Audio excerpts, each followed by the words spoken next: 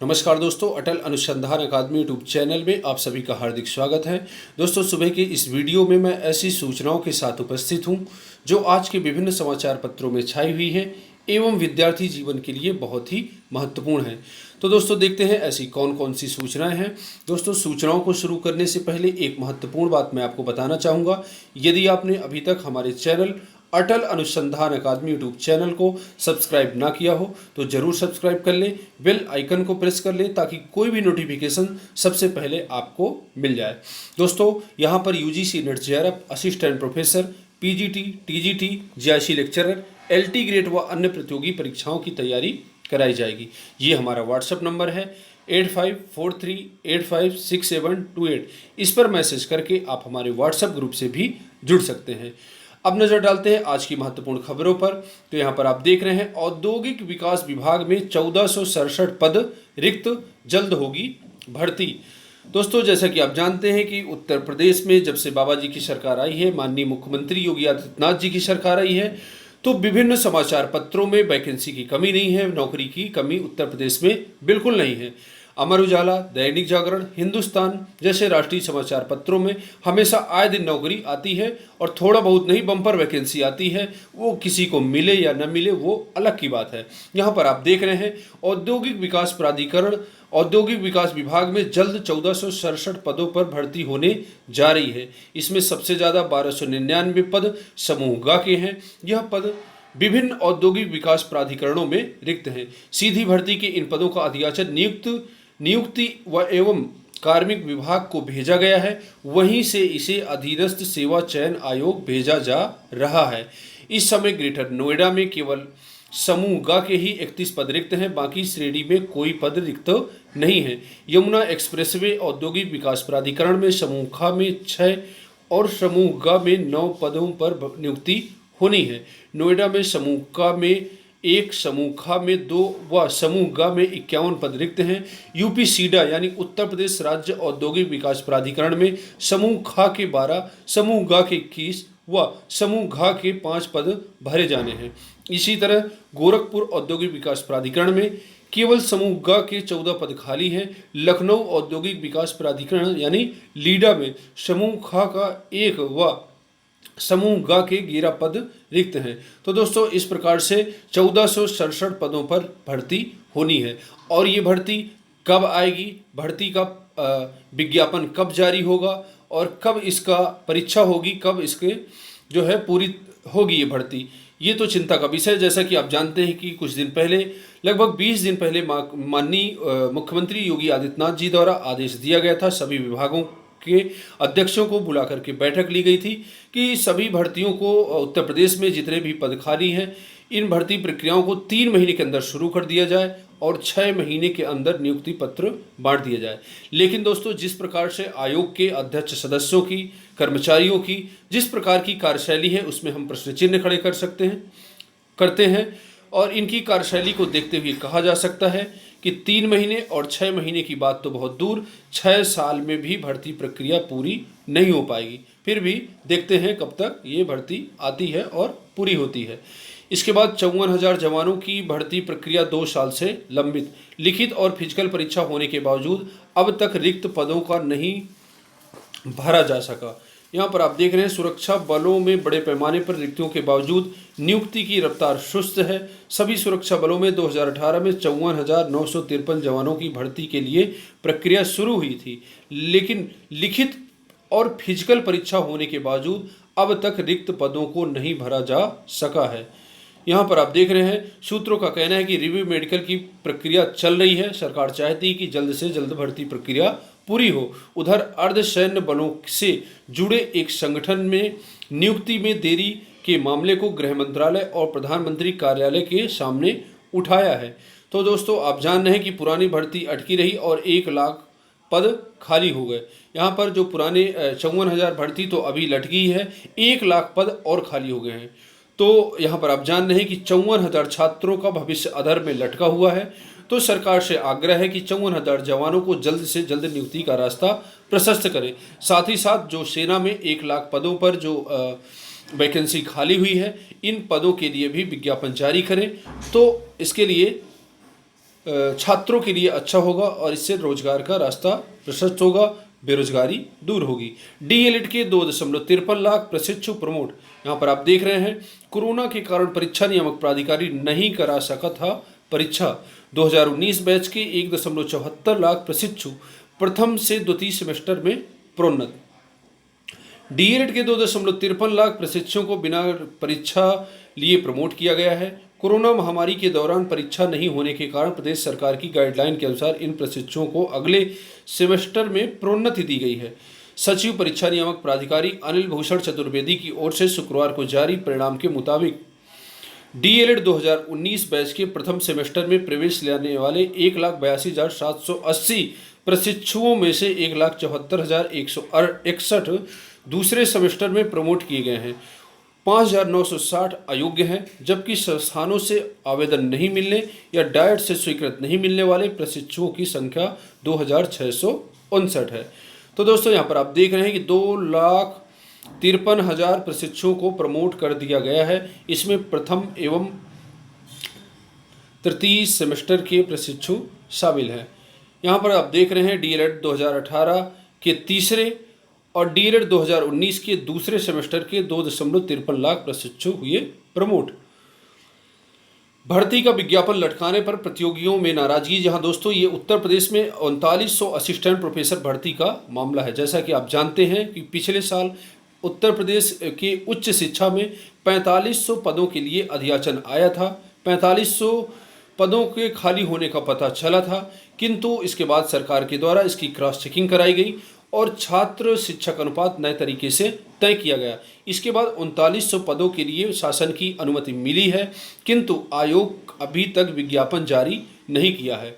आयोग के विज्ञापन जारी न होने से छात्र नाराज हैं और उन्होंने बेमियादी धरने की चेतावनी दी है। यहाँ पर आप देख रहे हैं शिक्षा निदेशालय से अधियाचन भेजे जाने के बावजूद असिस्टेंट प्रोफेसर की भर्ती का विज्ञापन जारी नहीं होने पर प्रतियोगियों में नाराजगी है। उच्च शिक्षा संघर्ष समिति ने उत्तर प्रदेश उच्चतर शिक्षा आयोग की कार्यप्रणाली पर सवाल उठाते हुए जल्द विज्ञापन का कार्यक्रम घोषित करने की मांग की है। ऐसा न होने पर आयोग के गेट पर बेमियादी प्रदर्शन शुरू करने की चेतावनी दी है। प्रदेश के अशासकीय सहायता प्राप्त माध्यमिक विद्यालयों में अलग अलग विषयों के करीब 4500 पद खाली हैं। शासन से उच्च शिक्षा निदेशालय को 3900 पदों की भर्ती का अधियाचन जारी करने की स्वीकृति मिली। निदेशालय ने प्रथम चरण में 44 विषयों में 2016 पदों की भर्ती का अधियाचन आयोग को भेजा है। उच्च शिक्षा संघर्ष समिति के अध्यक्ष डॉक्टर सौरभ सिंह का कहना है कि मुख्यमंत्री योगी आदित्यनाथ ने युवाओं को रोजगार देने के लिए हर भर्ती तेजी से निस्तारित करने का निर्देश दिया है, लेकिन अधिकारी उनकी मंशा के विपरीत काम कर रहे हैं, जिससे प्रतियोगियों का उत्पीड़न हो रहा है। यहाँ पर आप देख रहे हैं कि निदेशालय ने प्रथम चरण में 44 विषयों में 2016 पदों के लिए भर्ती का अधियाचन आयोग को भेजा है। तो मैं ये पूछना चाहता हूँ, ये प्रथम चरण, द्वितीय चरण, तृतीय चरण और चतुर्थ चरण क्या है? 3900 पदों के लिए जब शासन की स्वीकृति मिल चुकी है तो निदेशालय एवं आयोग को भर्ती निकालने में क्या समस्या आ रही है? जब देखो कभी क्षैतिज आरक्षण में फंसी हुई है, कभी ऊर्ध्वाधर आरक्षण में फंसी हुई है भर्ती, कभी टेक्निकल प्रॉब्लम है। तो सारी टेक्निकल प्रॉब्लम है। टेक्निकल प्रॉब्लम तो तब खत्म होगी जब इनके सैलरी को रोक दिया जाए, और जब तक ये कार्य न करें तब तक इनकी सैलरी रुकी रहे, तब इनके पास कोई भी तकनीकी अड़चन नहीं आएगी, काम ये करते रहेंगे। खा करके पड़े रहते हैं और वैकेंसी निकाल नहीं रहे हैं और कहते हैं कि तकनीकी प्रॉब्लम आ गई है। तो ये तकनीकी प्रॉब्लम तभी रुकेगी जब इनकी सैलरी रोकी जाएगी। समाजशास्त्र के 273 को नहीं मिली नियुक्ति। प्रदेश के अशासकीय महाविद्यालयों में विज्ञापन संख्या 47 के तहत समाजशास्त्र विषय के असिस्टेंट प्रोफेसर पद चयनित 273 अभ्यर्थियों ने मुख्यमंत्री योगी आदित्यनाथ को पत्र लिखकर नियुक्ति की मांग की है। अभ्यर्थियों ने पत्र में लिखा है कि उच्च शिक्षा सेवा चयन आयोग की ओर से विज्ञापन 47 के अंतर्गत समाजशास्त्र विषय का रिजल्ट 25 जून को घोषित किया गया है। उच्च शिक्षा निदेशालय की ओर से 25 से 28 अगस्त के मध्य काउंसलिंग हुई। इसके लिए निदेशालय की ओर से 31 अगस्त को नियुक्ति पत्र जारी किया जाना था, लेकिन एनआईसी के सॉफ्टवेयर में तकनीकी समस्या बताकर अभी तक नियुक्ति पत्र जारी नहीं किया गया है। अभ्यर्थियों का कहना है कि 33 अन्य विषयों की नियुक्ति पत्र जारी कर दिया गया है। वह अभ्यर्थी महाविद्यालय ज्वाइन कर चुके हैं। अभ्यर्थियों ने मुख्यमंत्री से अविलंब नियुक्ति पत्र जारी करने की मांग की है। मांग करने वालों में राकेश कुमार सिंह, समरजीत सिंह आदि मौजूद रहे। जैसा कि आप जानते हैं कि ये भर्ती 2016 की थी और 20 कंप्लीट होने जा रहा है। अब भी वैकेंसी पूरी नहीं हो पाई है। जो 273 अभ्यर्थी समाजशास्त्र में प्रवक्ता के पद पर चयनित हुए हैं वो दर दर की ठोकरें खा रहे हैं। उनकी कोई सुनने वाला नहीं है, ना तो प्रशासन और ना ही मुख्यमंत्री, उप मुख्यमंत्री, कोई भी नहीं सुन रहा। ये 273 समाजशास्त्र के प्रवक्ताओं का मामला बहुत ही पुराना है और अभी तक इनको नियुक्ति नहीं मिली। सरकार से और आयोग के कर्मचारियों से, अध्यक्ष से एवं सदस्य से आग्रह है कि इन योग्य छात्रों को जल्द से जल्द नौकरी ज्वाइन कराएं। दिल्ली में बीएड पास बन सकेंगे प्राइमरी शिक्षक। यहाँ पर आप देख रहे हैं कि दिल्ली में अब बैचलर ऑफ एजुकेशन पास अभ्यर्थी भी प्राइमरी शिक्षक बन सकेंगे। इसके लिए शिक्षा निदेशालय प्राइमरी सहायक शिक्षकों की नियुक्ति के नियमों में बदलाव करने जा रहा है। इस बदलाव के बाद बीएड पास माध्यमिक और उच्च माध्यमिक के साथ प्राइमरी शिक्षक नियुक्ति के लिए भी पात्र हो जाएंगे। प्राइमरी शिक्षकों के 4000 पद भरे जाएंगे। प्राइमरी शिक्षकों के भर्ती नियमों में बदलाव की कवायद शिक्षा निदेशालय ने शुरू कर दी है। इसके तहत नियमों में बदलाव का प्रारूप निदेशालय में तैयार किया जा रहा है, जिस पर 4 नवंबर तक सुझाव व आपत्ति मांगी गई है। प्रारूप के तहत 4000 से अधिक प्राइमरी शिक्षकों की भर्ती की जानी है। इसमें से प्राइमरी शिक्षकों के 45 पद 5 नए खुले स्कूल ऑफ एक्सीलेंस में सृजित किए गए हैं। तो दोस्तों, इस प्रकार से जो भी छात्र दिल्ली में प्राइमरी विद्यालयों में शिक्षक बनना चाहते हैं उनके लिए बहुत बड़ी खुशखबरी है। दिल्ली में 4000 भर्ती के लिए विज्ञापन जारी होने वाला है। आप अपनी तैयारी जारी करें। पुराना जो उसका सिलेबस है, पुराने सिलेबस के आधार पर ही भर्ती होगी, तो आप जो है अपनी तैयारी जारी रखिए यदि आप दिल्ली में शिक्षक बनना चाहते हैं। नए पॉलिटेक्निक पीपी मॉडल पर चलाए जाएंगे। प्रदेश में नए स्थापित किए जा रहे पॉलिटेक्निक एवं राजकीय औद्योगिक प्रशिक्षण संस्थानों को निजी क्षेत्र की सहभागिता से चलेंगे। विभागीय सूत्रों के अनुसार पहले चरण में 15 नए राजकीय पॉलिटेक्निक और 40 ITI पीपी मॉडल पर चलाए जा सकते हैं। वैसे प्रदेश में 51 नए राजकीय पॉलिटेक्निक बन रहे हैं। प्रदेश सरकार नए पॉलिटेक्निक और ITI का भवन निर्माण कर निजी क्षेत्रों को सौंप देगी। इसके बाद प्रशिक्षार्थियों के लिए उपकरण, मशीन और साज सज्जा की व्यवस्था निजी क्षेत्र ही करेंगे। तो दोस्तों, ये आप जान रहे हैं कि उत्तर प्रदेश में शिक्षा व्यवस्था को भी निजी क्षेत्र को सौंपा जा रहा है और इसके ये अब चरण में, इसी चरण में आप देख सकते हैं कि जो नए पॉलिटेक्निक हैं पीपी मॉडल पर ही चलाए जाएंगे। ये PP model public private model है, लेकिन सही पूछो तो ये प्राइवेट मॉडल है। पब्लिक का धीरे धीरे इसमें से सरकार का रोल खत्म हो जाएगा। इसके बाद दोस्तों, शिक्षा नीति लागू करने के लिए 300 टास्क चिन्हित। प्रत्येक टास्क को पूरा करने के लिए एजेंसी और समय सीमा भी तय। 22 से ज़्यादा एजेंसियों और सभी राज्यों पर रहेगा अमल का जिम्मा। तो दोस्तों, आप जानते हैं कि उत्तर प्रदेश में नई शिक्षा नीति बन चुकी है और धीरे धीरे पूरे संपूर्ण भारत में लागू होने जा रही है। इसके लिए टास्क को गठन कर दिया गया है। और पूर्वोत्तर रेलवे के 20,000 कर्मियों की नौकरी पर संकट। यहाँ पर आप देख रहे हैं, नहीं संभले तो जबरन रिटायर कर देगा रेलवे, शुरू हुई समीक्षा। 55 वर्ष की आयु पूरा करने वाले रेल कर्मचारियों की सूची तैयार। रेलवे बोर्ड के दिशा निर्देश पर पूर्वोत्तर रेलवे प्रशासन ने 30 साल तक की नौकरी या 55 वर्ष की आयु पूरी करने वाले रेल कर्मियों की सूची लगभग तैयार कर ली है। समय से पहले सेवानिवृत्त करने को लेकर अधिकारियों ने समीक्षा भी शुरू कर दी है। इससे पूर्वोत्तर रेलवे के करीब 20,000 कर्मचारियों की नौकरी पर संकट के बादल मंडरा रहे हैं। रेलवे बोर्ड ने भारतीय रेलवे के सभी जोनल कार्यालयों से 30 सितंबर तक कर्मचारियों की सूची मांगी थी। पूर्वोत्तर रेलवे के इज्जत नगर मंडल ने तो वाणिज्य विभाग के 17 कर्मियों की सूची संबंधित अधिकारी को भी सौंप दी है। तो इस प्रकार से दोस्तों, यहाँ पर आप देख रहे हैं कि नौकरी तो मिल नहीं रही, लेकिन जिन लोगों को नौकरी मिल चुकी है, 30-30 साल की नौकरी कर चुके हैं, उन लोगों की नौकरी पर भी संकट के बादल मंडरा रहे हैं। ये पूर्वोत्तर रेलवे के 20,000 कर्मचारियों की नौकरी का मामला है। इसके बाद दोस्तों, 51 राजकीय पॉलिटेक्निक और 40 IIT का संचालन निजी क्षेत्र को, इस न्यूज को आप देख रहे हैं, देख ही चुके हैं और ये विभिन्न समाचार पत्रों में आज ये छाई हुई थी। इसके बाद पढ़ाई ऑनलाइन पर प्रैक्टिकल प्रयोगशाला में होंगे। 15 अक्टूबर के बाद विद्यार्थियों एवं निजी छात्र पीजी छात्रों को प्रयोगशाला में आने की अनुमति। विभागाध्यक्ष तय करेंगे किस विद्यार्थी को कितना जरूरी है आना। यहाँ पर आप देख रहे हैं ये इलाहाबाद विश्वविद्यालय की खबर है। इलाहाबाद एवं संगठक महाविद्यालयों में शोधार्थी एवं साइंस एवं टेक्नोलॉजी स्ट्रीम के पीजी छात्र छात्राएं 15 अक्टूबर के बाद से प्रयोगशाला में आकर शोध कार्य कर सकेंगे। हालांकि इस दौरान अन्य विद्यार्थियों की ऑनलाइन कक्षाओं का संचालन पूर्व की भांति जारी रहेगा। विभागाध्यक्ष की अनुमति से प्रयोगात्मक कार्यों के लिए प्रयोगशाला आने वाले अभ्यर्थियों को कोविड-19 की गाइडलाइन का पालन पूरी तरह से करना होगा। इस बाबत इलाहाबाद विश्वविद्यालय के रजिस्ट्रार प्रोफेसर NK शुक्ला की ओर से आवश्यक दिशा निर्देश जारी किए गए हैं।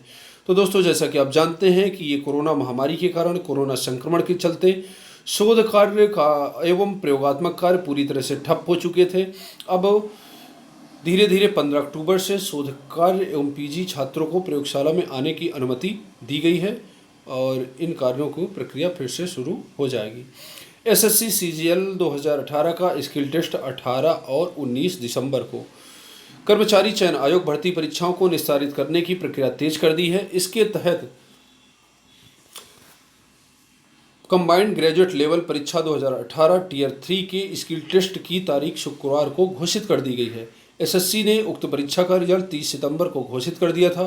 परीक्षा में सफल अभ्यर्थियों का स्किल टेस्ट 18 व 19 दिसंबर को लिया जाएगा। इसकी तैयारी कर ली गई है। टेस्ट कोविड-19 के मद्देनज़र बरती जाने वाली सावधानियों के अनुरूप लिया जाएगा। इसके लिए अभ्यर्थियों को जरूरी दिशा निर्देश दिए गए हैं। तो दोस्तों, यहाँ पर आप देख रहे हैं कि जो 2018 का स्किल टेस्ट है 18 एवं 19 दिसंबर को होगा। तो जिन छात्रों को इनमें टेस्ट में शामिल होना हो वो छात्र अपनी तैयारी जारी रखें और ये डेट तय कर दी गई हैं 18 व 19 दिसंबर। क्लैट 2020 की परीक्षा रद्द करने से कोर्ट का इनकार। यहाँ पर आप देख रहे हैं उच्चतम न्यायालय ने 28 सितंबर को संपन्न क्लैट 2020 की परीक्षा रद्द करने या काउंसलिंग प्रक्रिया पर रोक लगाने से शुक्रवार को इनकार कर दिया। हालांकि न्यायालय ने तकनीकी गड़बड़ी के आधार पर प्रवेश परीक्षा रद्द करने का अनुरोध करने वाले 5 अभ्यर्थियों से कहा कि वे 3 दिन के भीतर अपनी शिकायतें समस्या समाधान समिति को दें। क्लैट देश के 23 राष्ट्रीय विधि विश्वविद्यालयों में कानून की पढ़ाई के लिए केंद्रीकृत राष्ट्रीय स्तर की प्रवेश परीक्षा है। इस परीक्षा का आयोजन 28 सितंबर को हुआ था और इसके परिणाम 3 अक्टूबर को घोषित किए गए थे। न्यायमूर्ति अशोक भूषण और MR शाह की पीठ को NLU की ओर से वरिष्ठ अधिवक्ता PS नरसिम्हा को सूचित किया गया कि परीक्षा से संबंधित शिकायतों के लिए सेवानिवृत्त मुख्य न्यायाधीश की अध्यक्षता में शिकायत समाधान समिति है जो याचिकाओं के मुद्दों पर विचार कर सकती है। पीठ ने अपने आदेश में कहा कि हमारा मानना है कि याचिकाकर्ताओं को आज से 3 दिन के भीतर अपना प्रतिवेदन शिकायत समाधान समिति के समक्ष पेश करने की छूट प्रदान करने से न्याय होगा। तो दोस्तों, यहाँ पर आप देख रहे हैं कि जो क्लैट की परीक्षा है उसको रद्द करने से कोर्ट ने इनकार कर दिया है। 68,500 भर्ती में 82 की नियुक्ति का रास्ता साफ। यहाँ पर आप देख रहे हैं पुनर्मूल्यांकन के बाद 82 अभ्यर्थियों की नियुक्ति का रास्ता साफ हो गया है। परिषदीय प्राथमिक विद्यालयों में 68,500 सहायक अध्यापक भर्ती में 82 अभ्यर्थियों की नियुक्ति का रास्ता साफ हो गया। संस्कृत के एक प्रश्न को लेकर राज्य सरकार की ओर से दायर याचिका सुप्रीम कोर्ट ने शुक्रवार को खारिज कर दी। लिखित परीक्षा में संस्कृत के एक प्रश्न का जवाब अभ्यर्थियों ने वृद्धि व दीर्घ संधि दोनों में लिखा था। तत्कालीन सचिव परीक्षा नियामक प्राधिकारी सुत्ता सिंह ने जो उत्तरमाला जारी की उसमें वृद्धि संधि को सही माना था। तो इस प्रकार से दोस्तों पुनर्मूल्यांकन के बाद 82 नए अभ्यर्थियों को नियुक्ति मिलने जा रही है। इसके बाद दोस्तों लापता UPSC अभ्यर्थी की हिमाचल प्रदेश में लाश मिली। तो प्रतियोगी परीक्षाओं की तैयारी कर रहे छात्रों के लिए बहुत ही बड़ी दुखद घटना है। और यहाँ पर आप देख रहे हैं कश्मीरी गेट इलाके से लापता कानपुर का UPSC अभ्यर्थी का शव पुलिस ने हिमाचल प्रदेश के जंगलों से बरामद किया। शव पेड़ के सहारे फांसी के फंदे पर झूलता पाया गया। पुलिस की जांच में परीक्षा के दबाव में आत्महत्या करने की बात सामने आई है। तो दोस्तों, परीक्षा जब जिंदगी रहेगी तो परीक्षा रहेगी, नौकरी मिलेगी और सब कुछ मिलेगा। जब जिंदगी ही नहीं है तो परीक्षा क्या होती है। तो इस प्रकार से सभी से आग्रह है, सभी अभ्यर्थियों से इस प्रकार के दबाव में आकर ऐसा कोई कदम ना उठाएं जो अच्छा नहीं है। तो इस प्रकार से दोस्तों आज के लिए बस इतना ही। मिलते हैं नेक्स्ट वीडियो में। पूरा वीडियो देखने के लिए आप सभी को बहुत बहुत सा धन्यवाद। यदि वीडियो आपको अच्छा लगा हो, वीडियो को लाइक करिए, सब्सक्राइब करिए एवं अधिक से अधिक लोगों के बीच में शेयर करिए। धन्यवाद।